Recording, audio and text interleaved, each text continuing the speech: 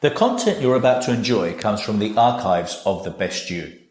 We're devoted to the very best in personal development, with a platform and resources dedicated to inspiring and changing people's lives.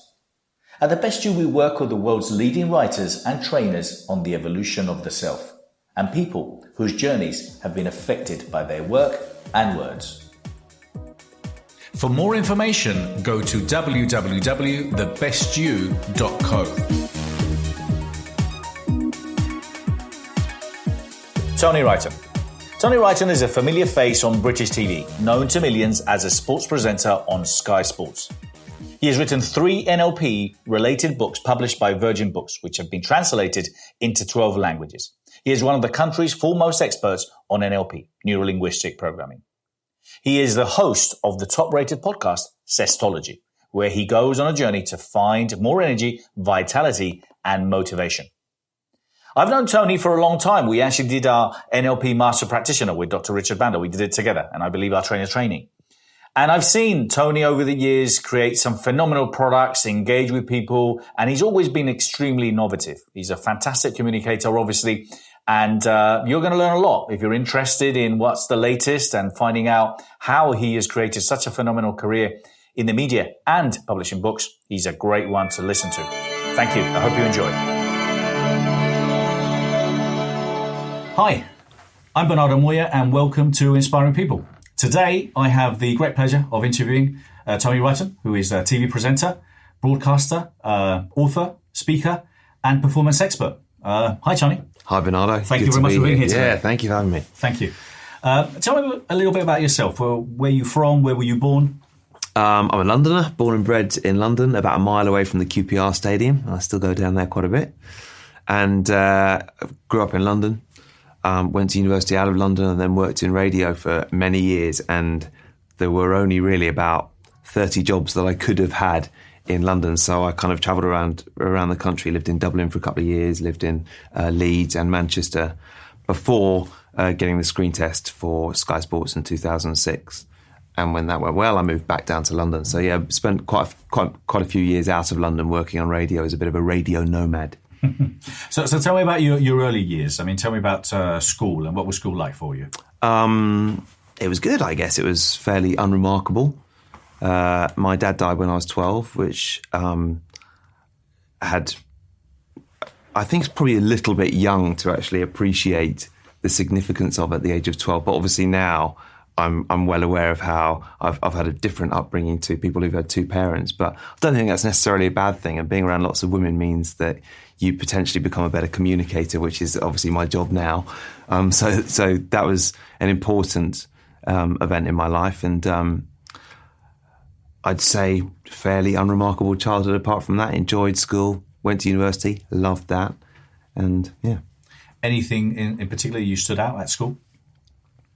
I guess not, actually. I always wanted to be really good at sport. And now I work at Sky Sports, but I wasn't, which was really annoying.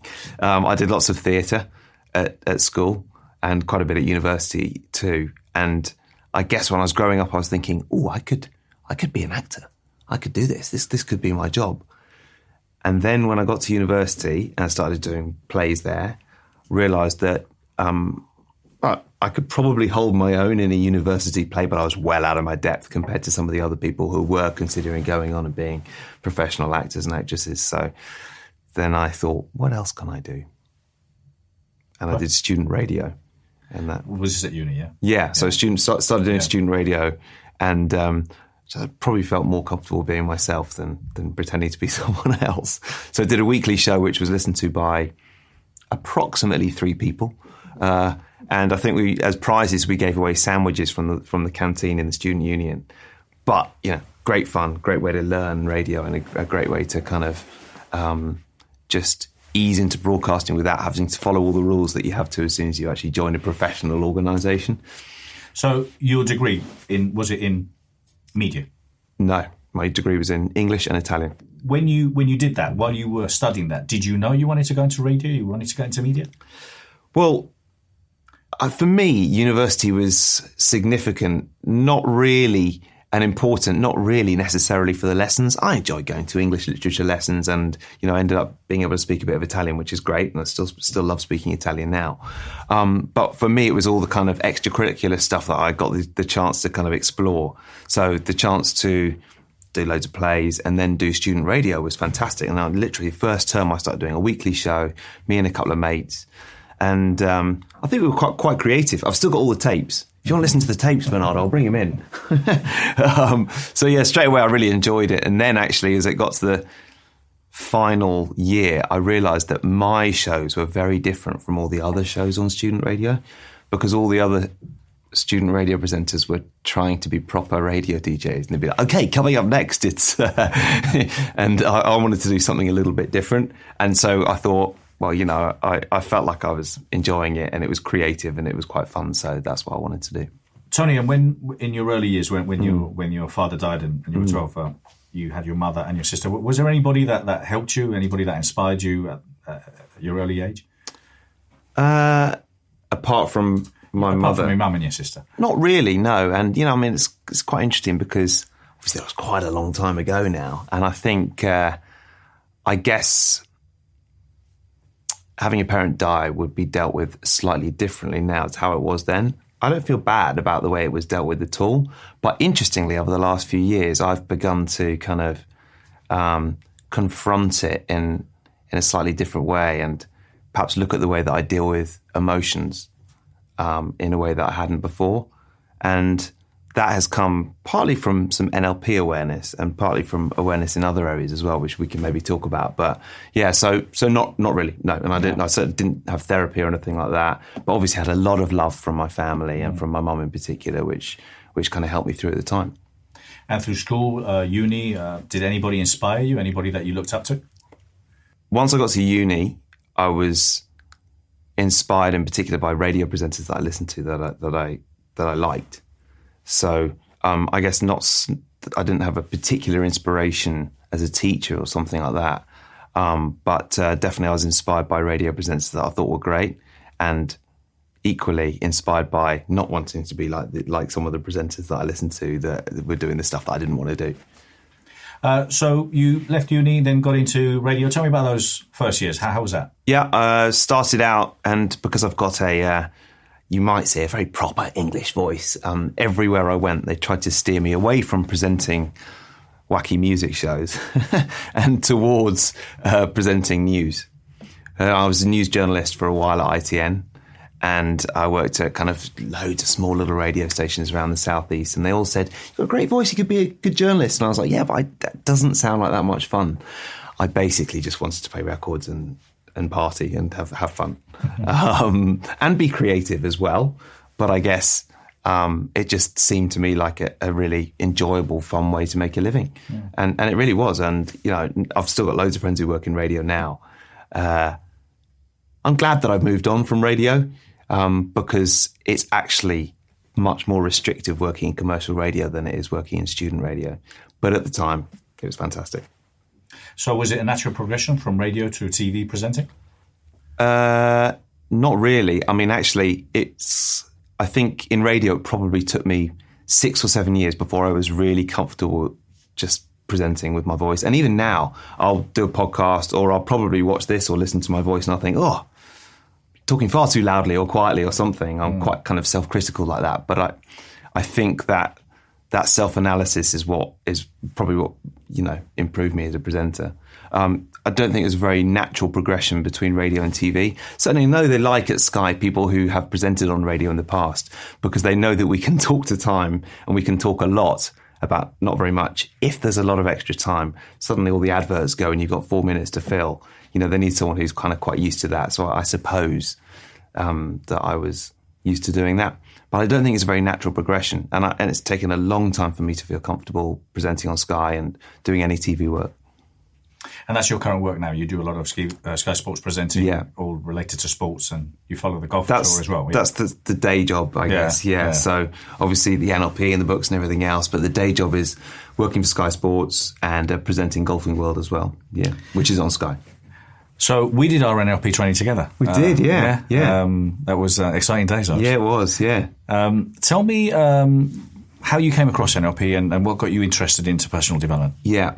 I was working in radio. It was 2004. And I think I was really interested in it for myself. I went through a stage where I just wasn't as... I'd always considered myself very happy and positive. And I went through a stage where I was kind of very preoccupied and not quite getting depressed, but definitely not as happy as I normally was. So really, it was just kind of a bit of research on the internet and kind of came across NLP and thought, well, you know, that'd be worth investigating just for myself.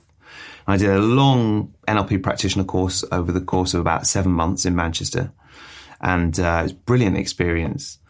And one of the 4-day weekend modules was on hypnosis.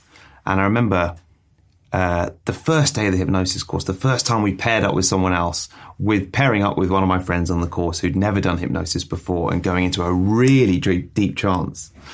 And of course, now looking back and realizing that I'm probably a bit of a type A personality, quite driven and, you know, live life at a million miles an hour. Of course, I was going to go into a deep trance when someone offered me the chance to just sit down and chill out for a few minutes. But then I just thought, this is amazing. And the whole weekend I was just floating, not only because people were practicing their new hypnosis skills on me, but because I was practicing mine on them as well. And of course, in trance, you've got to get into a similar state to the person you're taking into the trance. That was just magnificent for me. And I really loved it. And I had to take all my holiday that year to do the course because it was all during the week. And it was like the best holiday I'd ever had, really. You know, at the end of it, I just felt so energized by what I'd been learning. If you're interested in working with me, contributing to the magazine, maybe speaking at any of our many events around the world, partnering or licensing The Best You, go to www.thebestyou.co. Was that something that after you did your NLP training, you thought, you know what, I think I would like to do more of this and maybe help others? Maybe. I was just interested in certain aspects of it. I mean, one of the really interesting things that I loved was the fact that I was a radio presenter in Manchester and I started to think, well, there's a lot of language skills here, and some of them can be quite persuasive language skills. I could use them on my show to see if I could get people listening for longer and feeling better about listening. And I had incredible results with that. I started to use really simple, hypnotic and persuasive language on my show. And my listening figures went through the roof. I couldn't believe it. And, you know, you only get listening figures every 3 months in radio. So I started these techniques, and 3 months later, my listening figures started to go up. And in the end, I was just, you know, sprinkling some subtle NLP hypnotic language techniques into my show. And I had more listeners than The Breakfast Show for about 3 years up there. And I credit it down to that and nothing else really, because I just learned to become a better communicator. So I was on the Drive Time show, but I had more listeners than The Breakfast Show and more listeners than any other show on the station, which is very unusual in radio. Normally it's The Breakfast Show that always has the most listeners, but not if you've got NLP skills. Brilliant. So what happened next after you did this first initiation into NLP? What happened then? Then I started using the NLP techniques. I thought, there's something in this. And I decided that I would try writing an NLP-inspired audiobook or two. And I got in touch with Audible in London, who at the time, and this is still the case, are the only provider of audiobooks to iTunes. So if you want to put an audiobook on iTunes, at some point it's going to go through Audible's portal. It might be published by someone else. And as it happened, I contacted them about 2 weeks after the iTunes audiobook store had launched. So my first book that came out was featured on the British store and the American store, which now, you know, I mean, people scratch their heads. They're trying to work out how to get something featured on the store. But straight away, this NLP practitioner with not that many skills, who's written a short half-hour audiobook on body language and recorded it in his radio station studio at night without asking the boss. I was selling like, you know, couple of grand a month's worth of audiobooks straight away. Couldn't believe it.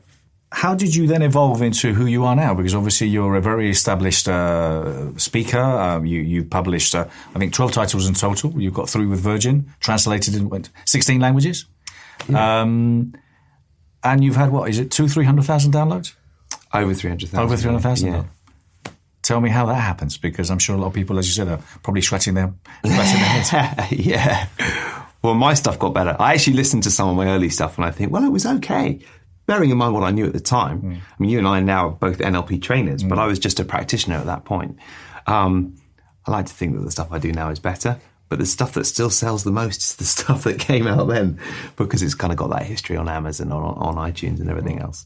I got the screen test at Sky, and I used a lot of NLP skills to get myself into the right frame of mind for that. Firstly, just in terms of preparation, I did a lot of modelling. I called up my friend who was a stylist, and I showed her one of the presenters on Sky. I said, "Can you make me look like that?" And she said, "The first thing you need to do is cut your hair and get all that bleached blonde highlights out of your hair." So my 2005 bleached blonde highlights hair had to go, which is a real shame because it was a good look. You loved it. I did love it at the time. But you know what? It was probably for the best that I had to cut it. So I did a lot of NLP modelling. I did some hypnosis. I did some goal setting. I wrote out with a date, I'm a presenter on Sky Sports News. And that came true almost to the date that I wrote it down, kind of 5 months in the future. So NLP definitely helped. With the books and a lot of the stuff that you've done, which I've heard, Tony, and I think you do a brilliant job. How do you get your inspiration? How do you get yourself into creating new products and developing new ideas? I've got a mind that works at 1,000,000 miles an hour, but I find the best creative work comes when I just switch off. And that's becoming an increasing theme in my work actually as well. Although it ran through all 3 books with Virgin. When I switched this morning, for example, I woke up and my perfect morning would involve not checking the phone for the first couple of hours. Checked the phone, had a couple of emails that needed replying to straight away. Spoke to a couple of people on the phone about work-related matters.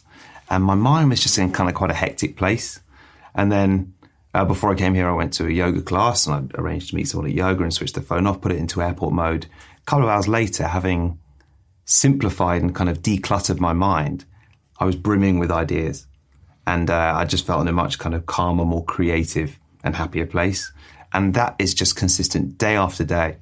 So what I try and do is I have at least 1 2-hour block per day where I don't check any screens, any internet, normally 2-hour blocks if I can, sometimes 3 if it's a great day. It's quite hard to fit in with a busy job where you need to be checking a computer or you need to be in front of TV screens like I do. But I do find that has a profound impact for me. And I think when we're checking our phones for new messages or emails, we're getting small little dopamine hits all the time. But our minds are very much in kind of not quite fight or flight mode, but beta, in that it's very active, very alert. And really the best creative ideas and the best relaxation comes when you step back into a kind of alpha state. Mm-hmm. So that's something that also is popping up a lot in my work at the moment, just calming the mind down, de-stressing, and having moments throughout the day where you can really step back, which then gives you more energy for the rest of the day. From what I gather with a lot of the audiobooks that you've done, I mean, visualization is a very important part of what you do. Some people have difficulty or not with doing visualization. What's your thoughts regarding visualization? Visualization is it's a little bit NLP 101, isn't it? It's one of the first things that you learn. And I guess it just works for some people and it doesn't work for others. It definitely helps if you're a visual person.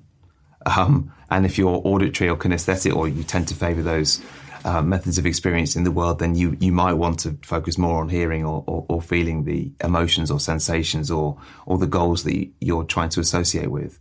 But I use visualisation a little bit, but definitely not as much as I used to. But then I guess when you're using other simple and effective NLP skills like anchoring, visualisation comes into it as well. So, I mean, I've worked quite a bit with sportsmen and women as well, and I love hearing stories of how people work on the mental side of sport, on improving their mental game.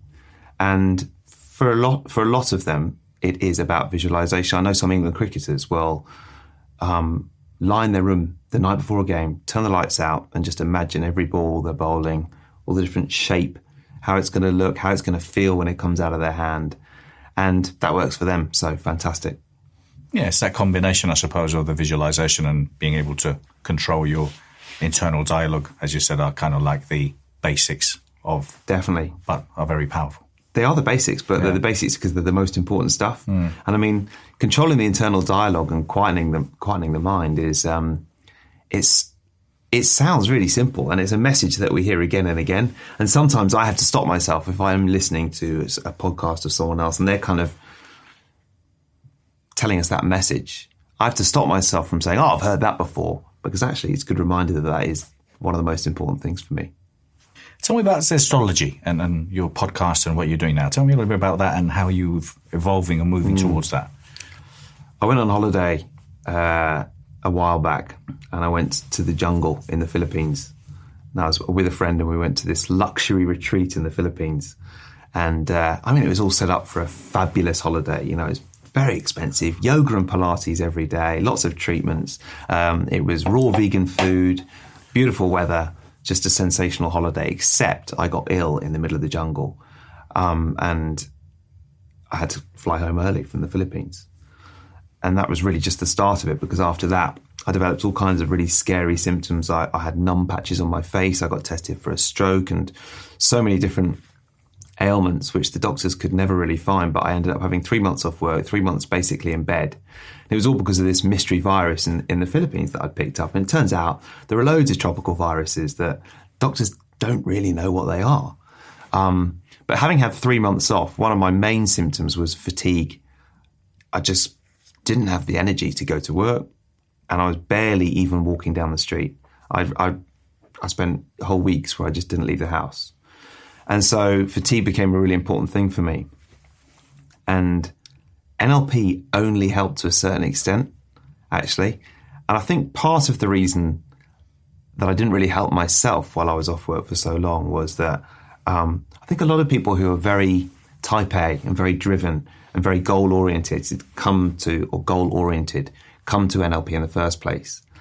But for me, the quest of finding out what was wrong with me became such an obsession that I actually wasn't helping myself. I was spending whole days in fight or flight mode on Google. Why am I not sleeping properly? Why am I so tired? Why can't I walk down the street? Why have I got a numb patch on my face? And of course, actually, that fight or flight mode, when you're in fight or flight mode, your body can't recover. Your sympathetic nervous system is activated and your parasympathetic isn't. And it means your whole body, all the neurons are firing, but your digestion slows down. A lot of the crucial organs slow down. And whatever virus that I had, and it was obviously quite serious, I couldn't allow myself to start to recover. If you're interested in watching the video content of this interview and many others, or interested in learning from world leaders and teachers, go to www.thebestyou.online. So the journey took me to all the doctors that I saw, by the way, and I saw a neurologist a few times, saw dermatologists, lots of different people who couldn't really give me any answers. And I went to someone who specializes in NLP and EFT, tapping, and fatigue. And within 10 minutes of sitting down and starting to talk to him and talk about my symptoms and why I'd been off for 3 months, he started telling me what had been going on. He said, and you've been feeling like this, and this has been popping into your mind, and that's why you haven't been leaving the house. I burst into tears because everything he was saying was true, you know.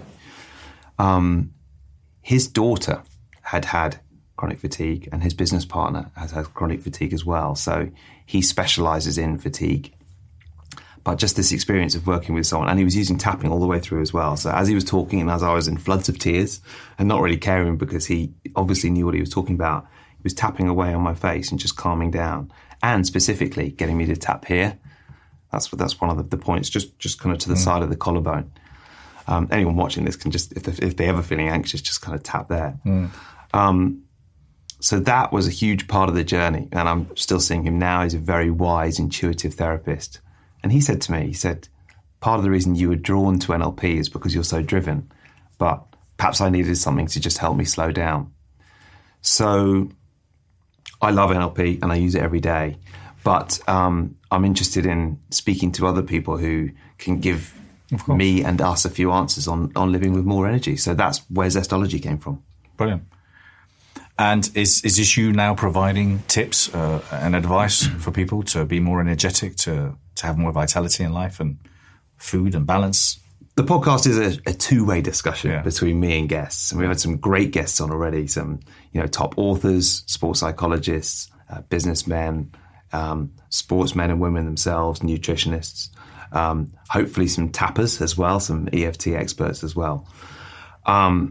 Yes, two-way discussion. So me talking about my experience, my expertise in NLP, I guess you'd call it, but also interviewing these people. It's quite nice, actually, because having worked for years in radio and TV, it's almost like going back to the student radio days when I can do what I want because it's my podcast. So we launched the podcast, and I feel that there's a real demand for it because listening is going up every week. You know, we're only a few in and we're already getting kind of, 1,000 or so a day. And that's just been fantastic because the more I speak to people, the more they say, I'm so tired. Or when I tell them about zestology and living life with more energy, vitality and purpose, they say, oh, I need that. And then they listen and give me nice feedback, which is most gratifying because that's really just what I wanted. And I've had my mum, other family members, friends have made changes based on the stuff that's come up in the podcast. That is just brilliant. I can't hope for any more than that, really. Well, congratulations. Thank you. Bit more of a generic question. So in general, what do you think your best assets are? My best assets? Yeah. I'm a good communicator, and I'd hope that I'm a good talker and listener, and I think communicating is what I do best. So that's why I've ended up being a professional radio and TV presenter, but also doing NLP, which is really all about communication. And one of the interesting things, actually, I think with, we've talked about NLP and we've also talked about emotional freedom therapy as well, is these skills are all very well. And you and I have had this conversation before. The skills are all very well, but it's how they're delivered, isn't it? And if you're a good communicator, you can make more of a difference with your client with any set of skills than if you're a bad one. It's almost more about the communication than the skills themselves. And that was what was so great about Ashley, the EFT practitioner that I went to see. He's just an intuitive communicator. He's just a wonderful man and was born to do the job he's doing. It's kind of a generalization here, but somebody who's either lost their job, trying to find a new job, finished university, what do you think the best assets that someone could or should have in order to achieve as much as possible in life? Well, one of the topics that comes up again and again on zestology is I ask at the end of the interview, I ask people to come up with one book that they'd recommend and one tip for living life with more energy, vitality and purpose. And two different aspects come up again and again. The first is people say, make time for yourself. And that might sound very counterintuitive if you've lost your job and you're looking for a new job or you want to change your life, because all you want to do, especially if you're into NLP, is work on that. But making time for yourself, and they're really quite specific about it. Some of my guests, they will put into their diary 2 till 4, I'm going to yoga. And it's in the diary, and 4 till 6, I'm going to go home and watch House of Cards. And that's in the diary as well. I mean, it's amazing, really, but we live our lives at such a frenetic pace that I suppose it's effective for people to do that. So definitely prioritizing time for yourself. But then the other thing that's popped up again and again is being open to new experiences and going outside your comfort zone. That comes up again and again. Being able to adapt and change. The way that the media world was 20 years ago is totally and utterly different to the way it was now. And for me working in media, if I hadn't kind of changed and tried to learn and adapt and move on, then I wouldn't have been able to survive in it. And I think I noticed that especially those in business who get to their 60s and 70s and are still really cracking it every time, they're the ones who've managed to change and adapt, whether it's their business or themselves, probably both. Do you think that's the case as well? Yeah, I do. I think so too. I think it's about adapting. It's about being able to reinvent yourself. It's about being able to be prepared to do whatever it takes, to stop finding excuses. Being open to new experiences as well. Yeah, absolutely. And kind of that was kind of my next question is what's your thoughts regarding education? Because obviously I've got very strong thoughts about, it's never too late to learn anything. Oh, definitely. I mean, do you know what's really interesting about the NLP training that I did? And I did my NLP practitioner course in Manchester and then the master practitioner and the trainee training with Richard Bandler and Paul McKenna in London. That was the first time in my life that I'd really actually tried. in any kind of lessons or education. I just didn't apply myself at school and at university. I applied myself doing student radio and, doing student plays and stuff like that. But when it came to actually learning, I needed to be in my 30s before I was really interested in it. So yeah, definitely the older you get, I think almost the more you can get out of it, because you realise that it's more important. And I suppose you realise the importance of time that you don't when you're younger. I don't know what it was about me being young that actually stopped me from concentrating in classes, but I was always at the bottom of the class. But I still managed to scrape by and get half decent grades. So, yeah. So what does the future hold for you? And in many, many years from now, what would you like your legacy to be, Tony? I like to continue with Zestology and make it listened to by as many people as possible so that they're inspired to live with more energy and vitality and purpose. And the more that I learn about diet, nutrition and health, the more I learn about the way that the brain works and how we need to step back from the hectic life that we lead. And the more that I know about hypnosis and altering one's brainwaves so that one can change states, the more I want other people to know about this information. There's so much to get out there. But also, if it's not listened to by millions and millions of people, that's okay as well. Because one of the things I've worked hardest on over the last year or two is to stop and smell the roses and enjoy life, enjoy the journey and accept. I don't think I was very good at that before. I like to control, which probably got me as far as I got. But now a big part for me is accepting, seeing what happens, going with the flow and letting go. So I hope to inspire a lot of people with Zestology and all the other products and books that will inevitably go with it. But if that doesn't happen, it's okay. I'm going with the flow, pretty much. Now, listen, you're definitely helping and inspiring a lot of people, and you already have. So good job, Tony. Thank you very much. Thanks, Bernardo. Thank you. Thanks very much. And thank you. Thank you very much for watching Inspiring People.